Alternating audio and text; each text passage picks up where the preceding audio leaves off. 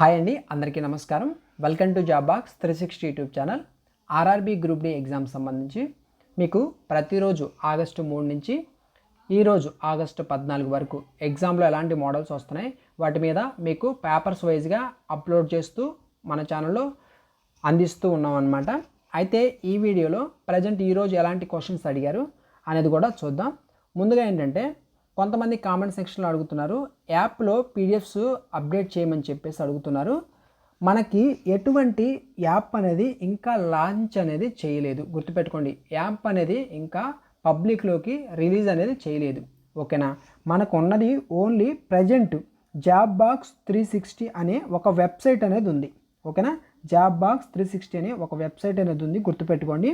ఈ వెబ్సైట్లో కూడా మీకు వెబ్సైట్ మీద మీరు గూగుల్లో సెర్చ్ చేస్తే డైరెక్ట్గా మన వెబ్సైట్ కనిపిస్తుంది. జాబ్ బాక్స్ 360 అని ఉంటుంది. దాని మీద క్లిక్ చేసిన తర్వాత అక్కడ ఫ్రీ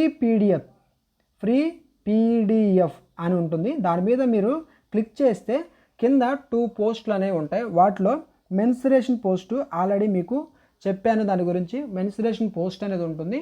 దాని మీద క్లిక్ చేస్తే ఒక పీడిఎఫ్ అనేది ఉంటుంది. దాన్ని డౌన్లోడ్ చేసుకొని అక్కడ formulas A to Z formulas ఏంటి, మెన్సురేషన్లో మనకి ప్రజెంట్ ఇప్పటి వరకు జరిగిన అన్ని షిఫ్ట్లలో ఎలాంటి క్వశ్చన్స్ అడిగారో, ఫర్ ఎగ్జాంపుల్ మనకి వాల్యూమ్ అడిగినా, ఓకేనా, లేకుంటే చుట్టుకొలత పెరిమీటర్ అడిగినా, దేనికి సంబంధించిన కానీ మొత్తం ఫార్ములాస్ 2D అండ్ 3D అన్నిటికి సంబంధించిన ఫార్ములాస్ అనేది ఇచ్చాను, ఓకేనా. వాటిని డౌన్లోడ్ చేసుకొని చూసుకోండి. ఎందుకంటే ప్రతి షిఫ్ట్లో మెన్సురేషన్ నుంచి క్వశ్చన్ లేకుండా లేదు.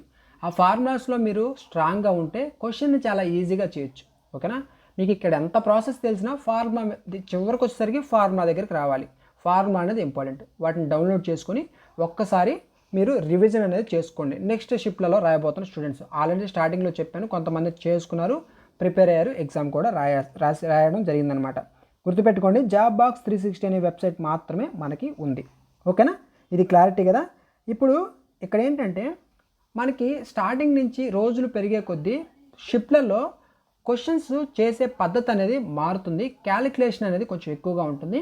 ఈరోజు కూడా మీరు చూస్తే వాల్యూస్ ఏవైతే ఉన్నాయో అవి పాయింట్స్లో అయితే ఎగ్జామ్లో ఇవ్వడం జరిగింది. పాయింట్స్లో ఇస్తే స్టూడెంట్స్ కన్ఫ్యూజ్ అవుతారని, టైం టేకన్ అవుతుందని, ఓకేనా. కాబట్టి వాటిని కూడా ఎలా చేయాలి అనేది తెలిస్తే అసలు మీరు ఈజీగా చేసుకుంటారు. ఇంకొకటి ఏంటంటే బేసిక్స్ అనేది చాలా ఇంపార్టెంట్ అండి. మీరు ప్రతి చాప్టర్, మ్యాథ్స్లో ప్రతి చాప్టర్ తీసుకోండి, బేసిక్స్ అనేది ఇంపార్టెంట్, ఓకేనా. ఇప్పుడు కాంపౌండ్ ఇంట్రెస్ట్, సింపుల్ ఇంట్రెస్ట్ ఉంది. కాంపౌండ్ ఇంట్రెస్ట్ కనుక్కోవడానికి ఫార్ములా ఏంటనేది బేసిక్ ఫార్ములా తెలియాలి. తర్వాత సింపుల్ ఇంట్రెస్ట్ బారు వడ్డీ కనుక్కోవడానికి బేసిక్ ఫార్ములా PTR/100, ఓకేనా. PTR/100 అనేది బేసిక్ ఫార్ములా. అవి తెలిసి ఉండాలి. తెలిసిన తర్వాత వాటిని ఈజీగా చేసే పద్ధతులు ఏంటి అవన్నీ కూడా మీరు చూసుకోవాలన్నమాట. ఎగ్జామ్లో మీ టైంను బట్టి మీరు ఏ మెథడ్ వాడాలి, ఎలా చేయాలి అనేది మీ దగ్గర, అంటే మీకున్న టైంని బట్టి మీరు యూజ్ చేసుకోవాలి, ఓకేనా. మ్యాక్సిమం స్పీడ్గా చేసే మెథడ్సే ఎగ్జామ్లో చేయాలి, కానీ బేసిక్ అనేది తెలిసి ఉండాలి, ఓకేనా. ఇక ఎగ్జామ్లో అడిగినటువంటి క్వశ్చన్స్ ఏంటి, ఎలాంటి మోడల్స్ అడిగారు, వాటిని ఒక్కొక్కటి చేసుకుంటూ వెళ్దాం, ఓకేనా. ఫస్ట్ క్వశ్చన్ చూడండి. ఇక్కడ మీకు ఓన్లీ క్వశ్చన్ చెప్పి వెళ్ళను. క్వశ్చన్ చెప్పి క్వశ్చన్ కంటే ముందు కొంచెం బేసిక్ చెప్పి, అంటే ఇక్కడ అడిగిన క్వశ్చన్కి సంబంధించిన బేసిక్ చెప్పి, క్వశ్చన్ చెప్పి నెక్స్ట్ క్వశ్చన్కి వెళ్దాం. మనకి ఏమడిగారు ఇక్కడ, 1.6, 3.6, 5.6 మరియు ఎక్స్లు అనుపాతంలో ఉంటే ఎక్స్ యొక్క విలువ కనుక్కోవాలి, ఓకేనా. Then what is the value of X value అనేది కనుక్కోవాలి. ఇక్కడ మనకి 4 ఇచ్చారు, 1.6, 3.6, 5.6 అండ్ ఎక్స్. అనుపాతం అంటే ఏంటి, ఇక్కడ ఎక్స్ అంటే ఏంటి, డి విలువ అంటే ఏంటి, మనకి A/B = C/D, అంటే మనకి A/B C/D. దీన్ని బట్టి మనకి D ఏంటి, మనకి BC/A, అంతే కదా. D = BC/A. ఈ D ప్లేస్లో మనం ఎక్స్ పెట్టుకోవాలన్నమాట. BC/A, ABC అనేది ఇక్కడ 3 ఇచ్చేసారు కదా, అవే ABCలు అనమాట, ఓకేనా. ఈ బేసిక్ తెలిస్తేనే, ఈ ఫార్ములా తెలిస్తే ఈ క్వశ్చన్ని జస్ట్ సెకండ్స్లో ఆన్సర్ చేయొచ్చు, గుర్తుపెట్టుకోండి. బేసిక్ తెలిస్తే క్వశ్చన్ని ఈజీగా చేయొచ్చు. అందుకే నేను చెప్పేది బేసిక్ అనేది స్ట్రాంగ్గా ఉండాలి, ఓకేనా. ఎగ్జామ్ ముందు ఒకసారి మీరు చూసుకొని వెళ్ళండి. ఇప్పుడు చూడండి, D అంటే ఏంటి, ఎక్స్ కదా. So X = BC/A. B అంటే ఏంటి, ఇక్కడ 3.6. C అంటే ఏంటి, 5.6. 3.6 × 5.6 / ఇక్కడ ఏ కాబట్టి ఏ అంటే 1.6 ఓకేనా. ఇప్పుడు మీరు చూస్తే 3.6 1.6 ఇక్కడ 5.6 ఈ 0.6 ఉంది కదా, ఆ పాయింట్ తీసేస్తే కింద 1/10 వస్తుంది, ఇక్కడ కూడా 10 వస్తుంది ఓకేనా. ఇప్పుడు ఈ 1/10 అనేది ఉంది కదా, ఈ 10 అనేది కిందకు వస్తే 1.6 ఇంటూ 10 అవుతుంది. కానీ 1.6 వస్తా నేను 16/10 రాసుకున్నాను కదా, ఇక్కడ ఇంటూలోకి 10 వస్తుంది. ఈ 10 క్యాన్సిల్ అయిపోతుంది. అర్థం కావడం కోసం చెప్తున్నాను, కన్ఫ్యూజ్ అవ్వద్దు. క్యాన్సిల్ అయితే ఫైనల్గా మనకి 56 ఉంటుంది, ఇక్కడ 16 ఉంటుంది. అర్థమవుతుందా? కాబట్టి మనం పాయింట్స్ రాసుకోవాల్సినటువంటి పని లేదు. అంటే 16 ఒకట్లు 8వ ఎక్కనో తీసేయండి, 8 2 తర్వాత 8 7 అంతే కదా, 7 8 56 ఓకేనా. ఇప్పుడు ఇక్కడ 3.6 ఉంది కదా, 3.6 కాస్త 2 ఒకట్లు ఓకేనా, 2 ఒకట్లు 2 18 అంటే 1.8. మనకు ఫైనల్గా ఏం మిగిలింది ఇక్కడ అంటే x ఈజ్ ఈక్వల్ 1.8 ఇంటూ 7 అంతే కదా, 1.8 ఇంటూ 7. ఇప్పుడు చూడండి 7 1 7 ఇక్కడ రాస్తున్నాను, 7 8 56, 5 6, 7 ఒక 5 ఎంత 12.6. అర్థమవుతుందా? 12.6 option B is the correct answer.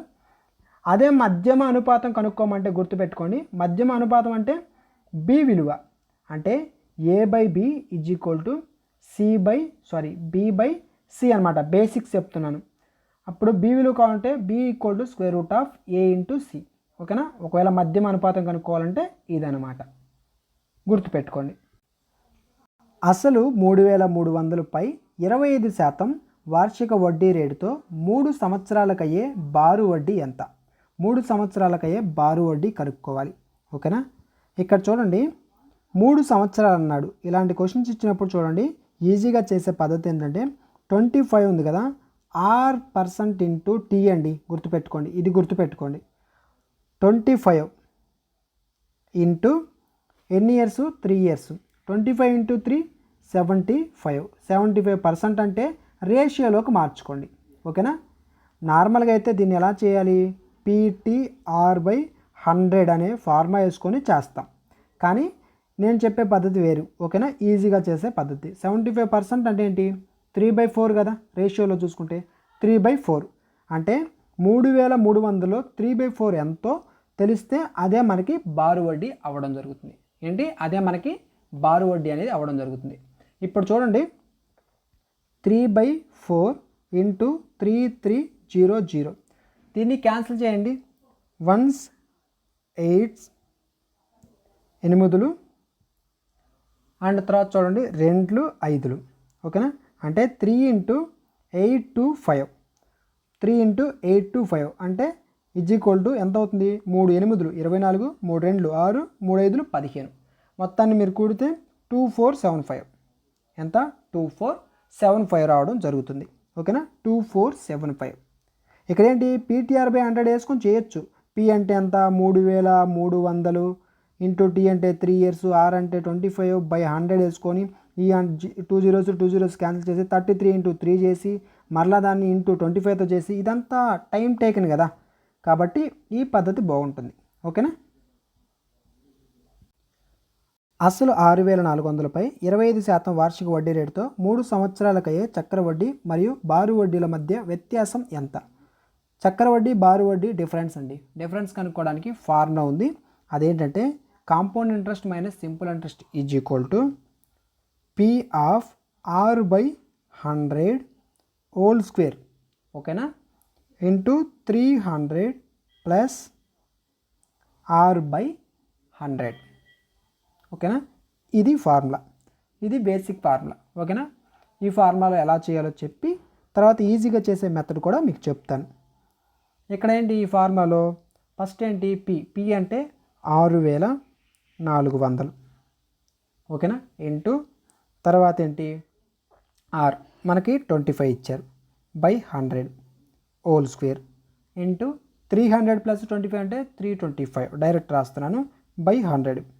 ఇప్పుడు చూడండి 1 4 ఓకేనా అంటే 1/7 16 వస్తుంది ఇక్కడ 1/16 ఇంటూ ఇక్కడ 325/100 అంటే మనకి ఎంత వస్తుంది 13 చూడండి 13 25 అంతే కదా 13 25 25 4 అంటే 13 అంటే 13/4 ఇక్కడ వచ్చేది యువతలు ఏంటి మనకి 6400 ఉంది. దీన్ని మరలా మీరు క్యాన్సిల్ చేయండి 16 1 16 4 అంతే కదా 16 1 16 4 ఇక్కడ 400 ఉంటుంది. తర్వాత ఈ వన్స్ క్యాన్సిల్ అయితే ఇక్కడ 100 ఉంటుంది. 100 × 13 అంటే 1300 అంతే కదా 100 × 13 అంటే 1300 రావడం జరుగుతుంది. Option B is the correct answer. ఇది ఫార్ములా వేసుకొని డైరెక్ట్గా చేసేది ఓకేనా. ఫార్ములా ఏంటంటే మనకి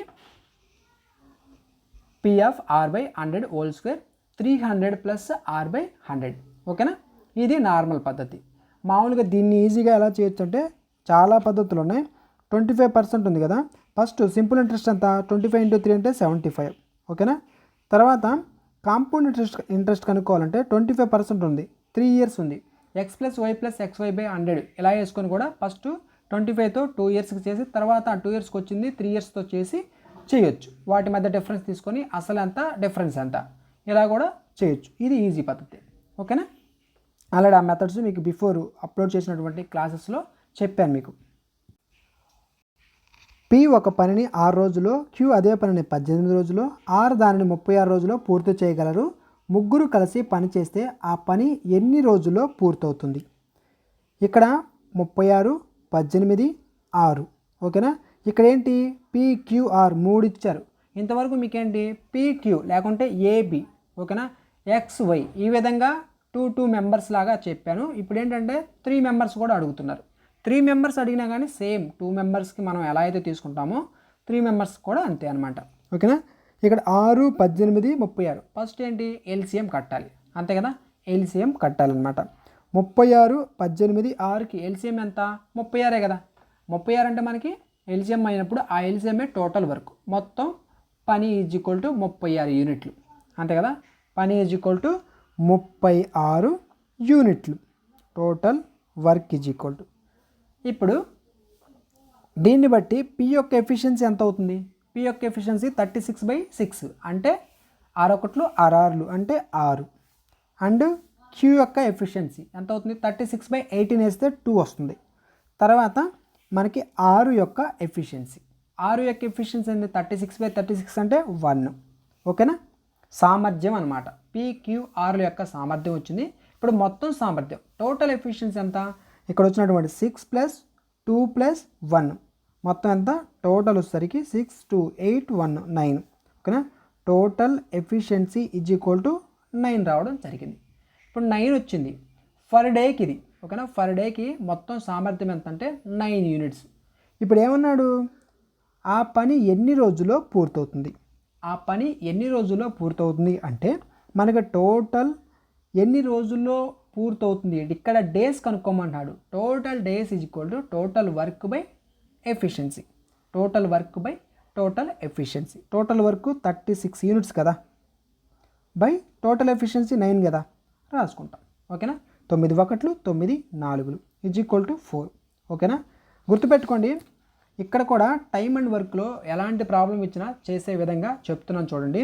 దీంట్లో అడుగుతున్నటువంటి మోడల్స్ ఏంటి అంటే ఒకటి ఇలా అడుగుతారు లేకుంటే ఏ ఇన్ని రోజులు బి ఇన్ని రోజులు చేస్తారు. ఇద్దరు కలిసి సమ్ 5 days ఆర్ 6 days చేశారు. తర్వాత ఏ అనేవాడు లీవ్ అయిపోయాడు లేకపోతే బి అనేవాడు లీవ్ అయిపోయాడు. రిమైనింగ్ వర్క్ ఏ అనేవాడు ఇన్ని రోజుల్లో చేస్తాడు. ఇంకొక మోడల్ ఏమడుగుతారంటే ఏబి ఇద్దరు కలిసి చేస్తారు ఓకేనా. అయితే ఒక 7 days తర్వాత ఏ అనేవాడు వెళ్ళిపోయాడు. రిమైనింగ్ వర్క్ని బి ఎన్ని రోజుల్లో చేస్తాడు ఓకేనా. రిమైనింగ్ వర్క్ని బి ఎన్ని రోజుల్లో చేస్తాడు మరియు టోటల్ వర్క్ ఎన్ని రోజుల్లో చేస్తాడు బి అనేవాడు. ఇలాంటి మోడల్ కూడా అడుగుతున్నాడు ఓకేనా. దేన్ని అడిగినా గుర్తుపెట్టుకోండి టైమ్ అండ్ వర్క్ ప్రాబ్లం వస్తే మీకు గుర్తు రావాల్సింది total work is equal to రాసుకోండి ఒకవేళ లేకపోతే total work equal to efficiency into time. Efficiency into time ఇది కానీ మర్చిపోతే ప్రాబ్లం చేయలేరు. మీకు రేపటి నుంచి సపరేట్గా ఒక్కొక్క చాప్టర్లో మోస్ట్ ఇంపార్టెంట్ ప్రజెంట్ అప్డేటెడ్గా ఉన్నటువంటి న్యూ మోడల్స్ని మీకు ఒక్కొక్క చాప్టర్ కింద అయితే అప్లోడ్ చేస్తాను. రేపు మార్నింగ్ నుంచి మీకు వీడియోస్ అనేది వస్తాయి. ఒకసారి వాటిని ప్రాక్టీస్ చేసుకోండి. నెక్స్ట్ షిఫ్ట్లలో ఎగ్జామ్ ఉన్న స్టూడెంట్స్ కంపల్సరీగా వాటిని ప్రాక్టీస్ చేసుకోండి. ఇంతవరకు ఎగ్జామ్లో అడిగినటువంటి మోడల్స్ని ఒక్కొక్క చాప్టర్ తీసుకొని న్యూ బేస్డ్ మోడల్స్ ఓకేనా మీకు అప్లోడ్ అయితే చేస్తాను. ఆల్రెడీ ఇప్పటివరకు కొన్ని అప్లోడ్ చేస్తూ రావడం జరిగింది. మీకు ఇటు స్టాటిస్టిక్స్ సంబంధించి కానీ మెన్సురేషన్ సంబంధించి కానీ మీకు అప్లోడ్ చేశాను. ఇంకొన్ని కూడా మీకు వరుసగా అప్లోడ్ చేస్తాను. ఒకసారి చెక్ చేసుకుంటూ ఉండండి. ఈ పీడిఎఫ్కి సంబంధించినటువంటి అదేవిధంగా ప్రతి పీడిఎఫ్ దానికి సంబంధించినటువంటి అంటే పీడిఎఫ్స్కి సంబంధించినటువంటి అప్డేట్స్ అనేది మన టెలిగ్రామ్ గ్రూప్లో అందుబాటులో అయితే ఉంటాయి. ఒకసారి దాన్ని చెక్ చేస్తూ కూడా ఉండండి ఓకేనా. మీకు ఏదైనా డౌట్ ఉంటే కామెంట్ సెక్షన్లో రాయండి. ఈ వీడియోకి ఇంతే అండి. ఈ వీడియోలో కొంచెం తక్కువగానే చెప్పాను. నెక్స్ట్ నుంచి మీకు కొంచెం ఎక్కువ క్వశ్చన్స్ అని వరుసగా మోడల్స్ అన్నీ కవర్ అయ్యేటట్లు మీకైతే అందిస్తాను. ఈ యొక్క exam RRB group D exam అనే కాదు, ఈ నెక్స్ట్ ఉన్నటువంటి స్టూడెంట్స్ చూసుకోండి, వాళ్ళకు ఉపయోగపడుతుంది. తర్వాత రాయబోతున్నటువంటి ఎగ్జామ్స్లో కూడా రైల్వే ఎగ్జామ్స్లో కానీ ఇటు సీజీఎల్ ఎగ్జామ్స్లో కానీ దేంట్లో చూసుకున్నా మనకి అర్థమెటిక్ అనేది ఒక మేజర్ పిల్లర్ అన్నమాట. గుర్తుపెట్టుకోండి. ఈ పిల్లర్ని కానీ మీరు ఫోకస్ చేసి ఎక్కువ స్కోర్ తెచ్చుకోగలిగితే మ్యాక్సిమం ఎక్కువ స్కోర్ అనేది మీకు రావడం జరుగుతుంది ఓకేనా. మీకు సపరేట్గా చాప్టర్స్ వైజ్గా కూడా క్లాసెస్ అనేది అప్లోడ్ చేస్తాను. కంపల్సరీగా ప్రతిదీ చూసుకోండి. మనకి ఇప్పుడు ఎగ్జామ్ అడావుడి కాబట్టి ఎగ్జామ్లో ఏమొస్తున్నాయో అవి మాత్రమే చెప్తున్నాను, కానీ మీకు వరుసగా ఒక్కొక్క చాప్టర్ తీసుకొని చెప్తాను మీకు ఓకేనా. నీట్గా స్టెప్ బై స్టెప్ చెప్పుకుంటూ వెళ్తే నీట్గా అర్థమవుతుంది. ఓకే అండి, ఈ వీడియోకి ఇంతే. Thanks for watching.